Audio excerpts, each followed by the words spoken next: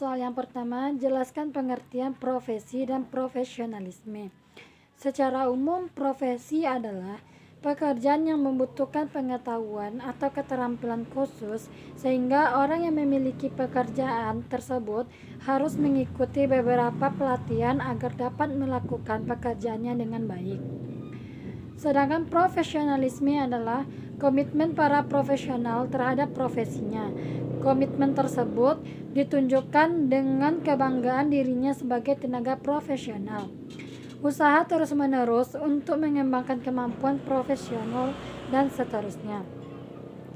Soal yang kedua, apa saja bentuk modus kejahatan di dunia IT dan berikan contohnya. Cybercrime merupakan bentuk-bentuk kejahatan yang timbul karena pemanfaatan teknologi internet. Beberapa pendapat mengidentifikasi cybercrime dengan computer crime. Contoh dari cybercrime tersebut adalah memalsukan akun Facebook seseorang. Salah satu contoh kejahatan cybercrime yang paling sering terjadi adalah pengkloningan akun Facebook milik seseorang. Yang ketiga, jelaskan pengertian IT forensik. IT forensik adalah penggunaan sekumpulan prosedur untuk melakukan pengujian secara menyeluruh suatu sistem komputer dengan mempergunakan software atau tools untuk memelihara, mengamankan dan menganalisa barang bukti digital dari suatu tindakan kriminal yang telah diproses secara elektronik dan disimpan di media komputer. Keempat, jelaskan apa yang dimaksud dengan cyber law. Cyber law adalah aspek hukumnya, istilahnya berasal dari cyberspace law yang ruang lingkupnya meliputi setiap aspek yang berhubungan dengan orang perorangan atau subjek hukum yang menggunakan dan memanfaatkan teknologi internet atau elektronik yang dimulai pada saat mulai online dan memasuki dunia cyber atau maya. Jelaskan pengertian haki serta undang-undang nomor berapa yang mengatur haki tersebut. Soal nomor 5. Istilah haki atau hak atas kekayaan intelektual merupakan terjemahan dari Intellectual Property Right atau IPR sebagaimana diatur dalam Undang-Undang nomor 7 tahun 1994 tentang pengesahan WTO, Agreement Establishing the World Trade Organization. Pengertian intellectual property right sendiri adalah pemahaman mengenai hak atas kekayaan hubungan dengan hak seseorang secara pribadi, yaitu hak asasi manusia atau human right. Haki atau hak atas kekayaan intelektual adalah hak eksklusif yang diberikan suatu hukum atau peraturan kepada seseorang atau sekelompok orang atas karya ciptanya. Pada intinya, hak ini adalah hak untuk menikmati secara ekonomis hasil dari suatu kreativitas intelektualnya. Soal nomor 6. Jelaskan regulasi yang diatur oleh Undang-Undang nomor 36 Telekomunikasi. Undang-Undang nomor 36 tahun 1999 tentang telekomunikasi mencabut Undang-Undang nomor 3 tahun 1989 tentang telekomunikasi karena tidak sesuai lagi dengan perkembangan teknologi komunikasi. Latar belakang Undang-Undang nomor 36 adalah pertimbangan adanya Undang-Undang nomor 36 tahun 1999 tentang telekomunikasi, antara lain bahwa tujuan pembangunan nasional adalah mewujudkan masyarakat adil dan makmur yang merata material dan spiritual berdasarkan Pancasila dan Undang-Undang Dasar 1945. B. Bahwa penyelenggaraan telekomunikasi mempunyai arti strategis dalam upaya memperkukuh persatuan dan kesatuan bangsa, memperlancar kegiatan pemerintahan, mendukung terciptanya tujuan pemerataan pembangunan dan hasil-hasilnya, serta meningkatkan hubungan antar bangsa. Yang C, bahwa pengaruh globalisasi dan perkembangan teknologi telekomunikasi yang sangat pesat telah mengakibatkan perubahan yang mendasar dalam penyelenggaraan dan cara pandang terhadap telekomunikasi.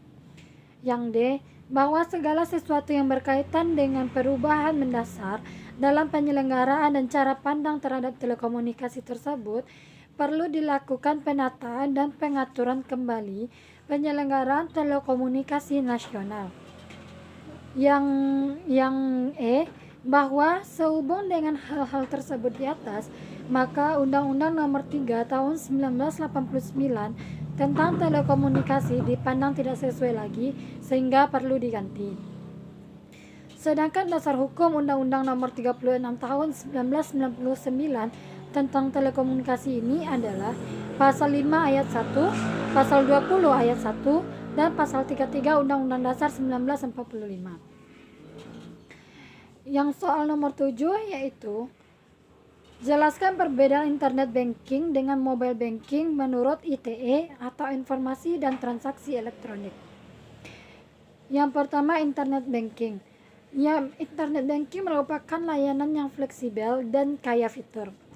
Internet banking merupakan salah satu layanan unggul yang ditawarkan oleh perbankan untuk memudahkan nasabah bertransaksi. Fungsi e-banking bahkan sudah mengungguli ATM, kecuali untuk tarik tunai. Sejumlah fitur yang ditawarkan e-banking pada umumnya antara lain: yang pertama, informasi rekening dan kartu kredit yang mencakup posisi saldo, histori transaksi, maupun daftar rekening, termasuk rekening giro, deposito, tabungan rencana, dan lain-lain. Kita juga bisa melihat informasi khusus di sini. Yang B, transaksi dana, baik antara rekening bank yang bersangkutan maupun antar bank. Fitur ini juga mencakup transaksi terjadwal. Yang C, pembayaran, baik itu pembayaran tagihan listrik, telepon, kartu kredit, asuransi, sampai e-commerce. Internet banking memiliki beberapa keunggulan diantaranya. Yang pertama, bisa diakses dari mana saja, baik itu dari PC, laptop, Android, tablet, dan lain-lain. Nggak masalah ada di belahan dunia mana, yang penting ada koneksi internetnya. Yang kedua, nggak terikat waktu, kita bisa mengaksesnya kapan saja, 24 jam sehari dan 7 hari seminggu. Yang ketiga, dilengkapi dengan sistem pengamanan berlapis untuk melakukan transaksi non-finansial seperti mengecek saldo dan mutasi rekening. Kita cukup memasukkan user ID dan password. Selanjutnya, untuk perubahan data maupun transaksi finansial seperti transfer dana dan pembayaran, kita perlu menggunakan token yang biasa didapat dari bank yang bersangkutan. Token ini berfungsi sebagai autentifikasi transaksi. Yang kedua yaitu mobile banking atau m-banking. M-banking merupakan bertransaksi langsung dari ponsel. Beberapa waktu yang lalu kita mengharuskan menggunakan kartu SIM tertentu. Kini mobile banking bisa dimanfaatkan dengan mengunduh aplikasinya di ponsel kita masing-masing. Seperti halnya SMS banking. M-banking adalah layanan yang hanya bisa digunakan via ponsel. Fitur-fitur yang memang lebih sedikit dibandingkan dengan e-banking. Di antaranya ada beberapa jumlah hal yang bisa dilakukan di via banking. Yang pertama, transfer antar rekening dan antar bank. Yang kedua, pembayaran tagihan seperti tagihan kartu kredit, telepon, internet dari TV dan TV berlangganan. Yang ketiga, pembelian voucher dan e-commerce. Yang keempat, informasi rekening dan kursus. Sebagai pengaman transaksi, m-banking biasanya menerapkan sistem OTP, one time password, yang dikirim via SMS ke ponsel yang bersangkutan. Sistem ini juga hanya berfungsi pada kartu SIM yang didaftarkan. Soal yang nomor 8, yaitu apa saja syarat prosedur untuk mendirikan bisnis IT. Syarat atau prosedur yang harus dimiliki untuk kita mendirikan sebuah bisnis di bidang IT antara lain: 1. Mengadakan rapat umum pemegang saham, yaitu sebelum mendirikan badan usaha terlebih dahulu harus diadakan rapat untuk semua pemegang saham. Kedua, dibuatkan akte notaris. Pada akte notaris ini harus tercantum nama-nama pendiri, komisaris, direksi, bidang usaha, tujuan perusahaan. Yang ketiga, didaftarkan di pengadilan negeri. Badan usaha yang akan didirikan harus didaftarkan di pengadilan negeri. Dokumen berisi izin berdomisili, surat tanda daftar perusahaan atau TDP, NPWP, dan bukti dari masing-masing. Yang keempat, diberitahukan dalam lembaran negara. Lembaran negara ini berupa legalitas dan departemen kehakiman. Soal yang ke-9 yaitu berikan contoh jenis-jenis pekerjaan di bidang IT. Contoh jenis-jenis pekerjaan di bidang IT antara lain database administrator, hardware engineering, system analyst, web developer, information security analyst, IT support, system manager. Yang ke-10, berikan contoh sertifikasi bidang IT. Sertifikasi di bidang IT terbagi atas beberapa bagian. Yang pertama, sertifikasi tingkat nasional. Ada 2 jenis sertifikasi yang diterbitkan oleh LSP Telematika, yaitu Certificate of Competence dan Certificate of Attainment. Yang kedua, sertifikat internasional. Sertifikat internasional terdiri dari A. Sertifikat untuk bahasa pemrograman. Contohnya di bidang Java, di pemrograman Java. Di Java terdapat beberapa contoh sertifikasinya. Yang pertama, Sun Certificate Web Component Develop atau SCWCD, Sun Certificate Business Component Develop atau SCBCD. Di Microsoft Net ini terdiri dari Microsoft Certification Application Develop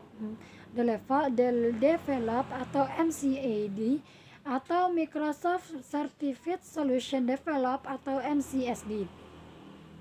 Yang kedua, sertifikat untuk database. Di sini ada Oracle dan Microsoft. Yang ketiga, sertifikasi untuk Office. Ya, terdiri dari sertifikat Microsoft Office Specialist, adalah sertifikat premium untuk aplikasi desktop Microsoft. Sertifikasi Office Specialist untuk Microsoft Project difokuskan pada kemampuan menggunakan berbagai Microsoft Project dalam pelaksanaan berbagai tahapan project seperti perencanaan proyek, kustomisasi grafik, dan laporan kemajuan proyek, dan memfasilitasi berbagai kegiatan kolaborasi dan komunikasi tim. Yang keempat, sertifikasi di bidang jaringan, yaitu contohnya Cisco. Yang kelima, sertifikasi di bidang komputer grafik dan multimedia, contohnya Adobe Certified Expert, Certified Macromedia Flash MX Develop, Certified Macromedia Flash MX Designer, dan selanjutnya Certified Internet Web Master.